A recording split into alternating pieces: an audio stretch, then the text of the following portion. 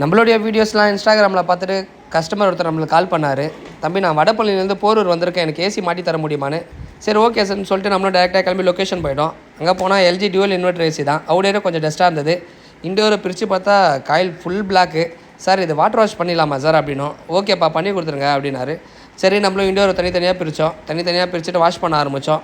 Wash பண்ணுறப்ப பார்த்தீங்கன்னா காயிலேருந்து கொஞ்சம் கொஞ்சமாக அழுக்கெலாம் வெளில வந்துருச்சு. அதுக்கப்புறம் பார்த்தீங்கன்னா பிஃபோர் ஆஃப்டர் பார்ப்பீங்க நீங்கள், காயில் முன்னாடி இருந்தது இப்போ எப்படி இருக்குன்னு. அதுக்கப்புறம் அது காயிற கேப்பில் பார்த்தீங்கன்னா இன்டோருடைய பேக் பிளேட் எடுத்து மார்க் பண்ணி பேக் பிளேட் அடிச்சிட்டோம். அதுக்கப்புறம் பார்த்தீங்கன்னா மேலே போய்ட்டு ஸ்டாண்ட் ஃபிக்ஸ் பண்ண ஆரம்பிச்சிட்டோம்.